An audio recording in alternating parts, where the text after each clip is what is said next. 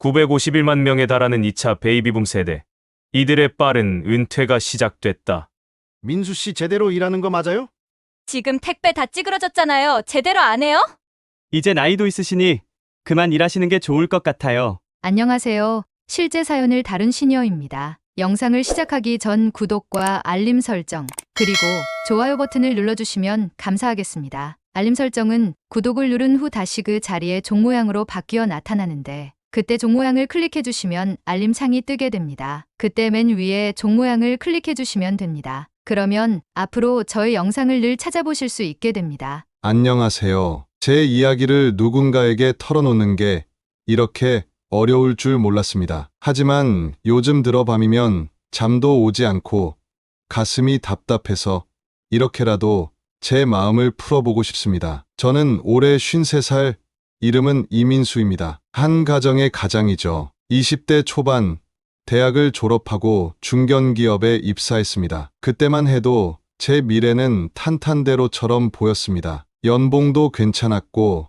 성실하게 일하면 승진도 가능할 거라 믿었죠. 30대에는 결혼도 하고 아이도 생겼습니다. 아내와 함께 허리띠를 졸라매며 열심히 저축했고 덕분에 작은 아파트 한 채를 마련할 수 있었습니다. 그렇게 우리는 평범하지만 안정적인 삶을 꾸려가고 있었습니다. 하지만 50대에 접어들면서 상황이 급격히 변하기 시작했습니다. 회사는 더 이상 저 같은 올드보이를 필요로 하지 않았습니다. 한때는 없어서는 안 될 존재라고 생각했지만 결국 구조조정 대상이 되었습니다. 그날 인사팀에서 불려갔을 때의 공허함을 잊을 수 없습니다. 민수 씨, 이번 조직 개편으로 인해 인력을 조정하게 되었습니다. 네?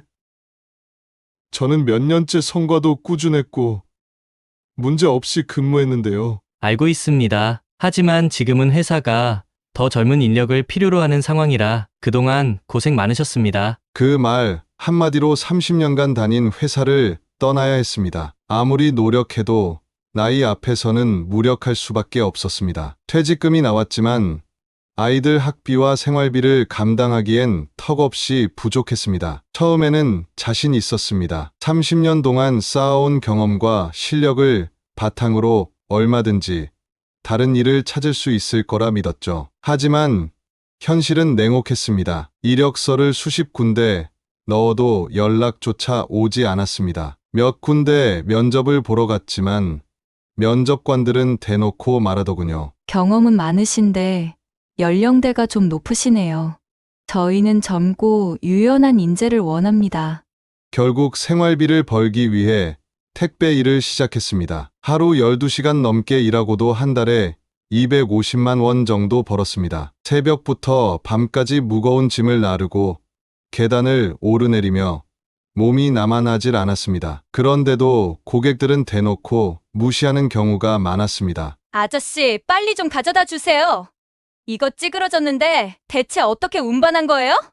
어떤 날은 배송이 늦어졌다고 고객이 대놓고 소리를 지르기도 했습니다. 이게 당신 직업이면 제대로 해야 하는 거 아니에요? 특히 20대 후반, 30대 초반의 고객들이 하대하는 경우가 많았습니다. 예전엔 회사에서 후배들에게 존경을 받던 사람이었는데 이제는 길에서 아무렇게나 대하는 존재가 되었다는 현실이 씁쓸했습니다. 마트에서 진열 아르바이트를 할 때도 마찬가지였습니다. 직원들 중에서도 나이 많은 저를 하대하는 사람들이 많았습니다. 아저씨, 그거 그렇게 하면 안 돼요. 요즘 방식으로 해야죠. 좀 빨리빨리 움직이세요.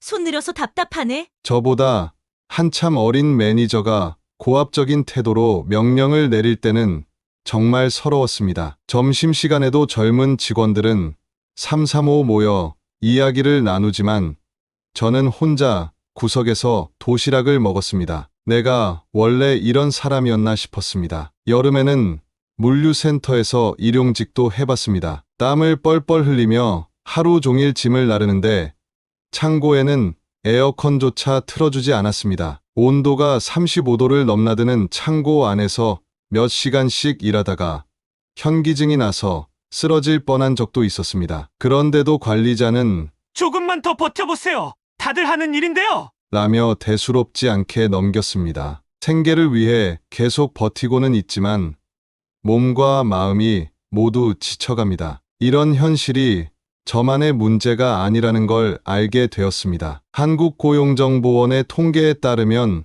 50대 이상 재취업자의 평균 연봉은 3천만 원을 밑돌고 있으며 단순 노동직에서는 월 평균 200만 원에서 250만 원이 대부분이라고 합니다. 또한 50대 이상 취업자의 60% 이상이 비정규직이나 일용직에 종사하고 있다고 합니다. 요즘엔 주변에서도 50 넘으면 다시 취업하기 힘들다 라는 말을 흔히 듣습니다. 정말 서글픈 현실입니다. 또한 2023년 한 조사에 따르면 50대 이상 취업자 중 70% 이상이 직장 내에서 차별을 경험했다고 합니다. 저도 직접 겪어보니 그 통계가 절대 과장이 아니라는 걸 알겠더군요. 과거에는 경력이 많은 사람들이 존중받았지만 지금은 나이가 많다는 이유만으로 배제되는 현실이 너무 가혹합니다. 저희 아들은 이제 2025년 기준으로 22살입니다.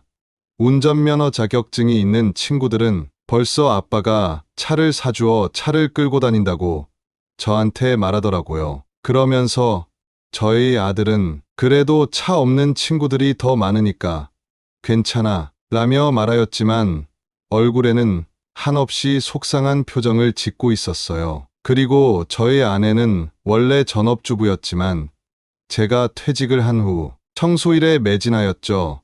사실 아내는 3년 전에 갑상선암에 걸린 적이 있어요. 일을 하면 안 되는 상황에도 생활비를 위해 무리해서 일을 하고 있는 것이었죠. 남의 집 청소를 하면서 1시간에 10,000원 정도를 벌긴 하지만 몸으로 일하는 것이기에 잘못하면 또 암이 재발할 가능성까지 있는 것이죠. 그래서 전 너무 미안했습니다. 가장으로서 가족을 지켜야 하는데 점점 자신감이 무너져 내려갔고 제게 기대를 걸었던 아내와 아이들에게도 점점 미안해졌습니다. 아내는 괜찮다고 말했지만 그녀의 한숨이 점점 깊어지는 걸 느낄 수 있었습니다. 아이들도 눈치 보는 게 보였습니다. 예전에는 아버지로서 자랑스러워하던 아이들이 이젠 저를 안쓰러운 눈빛으로 바라보는 것 같았습니다. 요즘 들어 문득문득 극단적인 생각도 듭니다. 내가 없어지면 오히려 가족들에게 짐을 덜어주는 건 아닐까 하는 말도 안 되는 생각까지 하게 됩니다. 하지만 그렇게 하면 안 된다는 걸 압니다. 그래서 어떻게든 살아보려고 합니다. 하지만 솔직히 말해 너무 힘듭니다. 혹시 저 같은 고민을 가진 분이 있을까요? 저는 어떻게 해야 할까요? 50대 중년이 살아남을 방법이 있을까요? 요즘은 100년 시대라고 하는데 전 100년을 어떻게 앞으로 살아나가야 할지 걱정입니다. 여러분들은 어떻게 생각하세요? 오래 사는 게 무조건 좋다고 생각하시나요? 전 아니라고 생각이 들기도 합니다. 물론 돈이 많으면 오래 살고 싶죠. 근데 이렇게 참담한 현실이 앞을 가로막고 있으니 어떻게 하면 좋을지 늘 걱정이고 밤에 잠도 잘 안 옵니다. 여러분은 어떻게 생각하시나요? 어떤 일이라도 좋으니 조언을 듣고 싶습니다. 댓글로 조언과 상담을 남겨주시면 감사하겠습니다. 끝으로 구독과 좋아요 부탁드리고 이야기를 마치겠습니다.